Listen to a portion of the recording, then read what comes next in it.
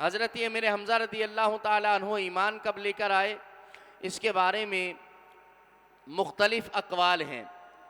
हज़रत अमीर हमज़ा रदी अल्लाह ताला अन्हु के ईमान लाने के बारे में एक कौल ये है कि हज़रत अमीर हमज़ा रदी अल्लाह अन्हु ऐलान नबूवत के दूसरे साल आप ईमान लेकर आए, और दूसरा कौल ये है कि 5वें साल ईमान लेकर आए, और तीसरा कौल ये है कि हज़रत अमीर हमज़ा रदी अल्लाह अन्हु ऐलान नबूवत के 6ठे साल ईमान लेकर आए। और इसी को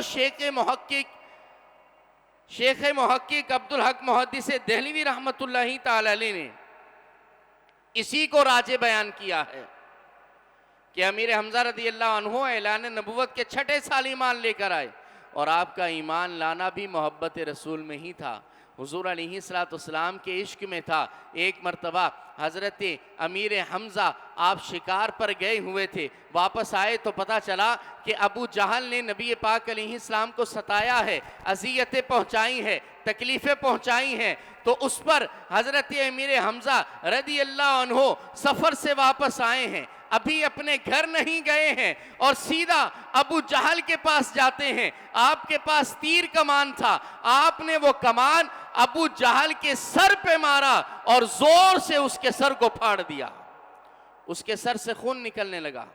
और फिर फरमाया कि क्या तुम्हें मालूम नहीं कि तुम मोहम्मद सल्लल्लाहु अलैहि वसल्लम को तकलीफ पहुंचाते हो?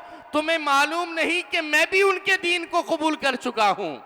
उसके बाद हुजूर के दरबार में आए और आपने कलमा पढ़ा, ला इलाहा इल्लल्लाह मुहम्मदुर रसूलुल्लाह, कि मैं गवाही देता हूं अल्लाह के सिवा कोई माबूद नहीं और आप अल्लाह के रसूल हैं। आपने कलमा पढ़ा और दायरा इस्लाम में दाखिल हो गए, हुजूर की सहाबियत में आ गए। तो आपका ईमान भी मोहब्बत और इश्क रसूल में ही था। उसके बाद किताबों में लिखा है, चूंकि जल्दबाजी के अंदर हजरत अमीर हमज़ा ने जज्बात के अंदर आकर आपने कलमा पढ़ लिया, इस्लाम कबूल कर लिया, और दुश्मन खुदा और दुश्मन रसूल अबू जहल के मुकाबले में आप आ गए।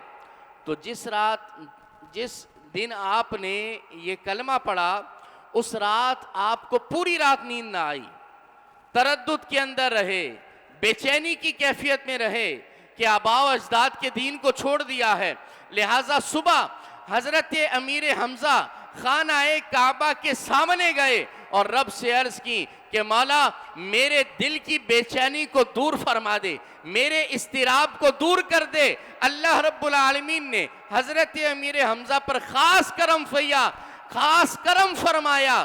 तो हजरत अमीर हमज़ा फरमाते हैं कि मेरे दिल से बेचैनी की कैफियत दूर हो गई और बातिल मुझसे यकसर जुदा हो गया, और अब मेरे दिल को इत्मीनान आ गया। और फिर मैं हुजूर की बारगाह में गया तो नबी पाक अलैहिस्सलातु वस्सलाम ने मेरे लिए इस्तिकामत की दुआ फरमाई।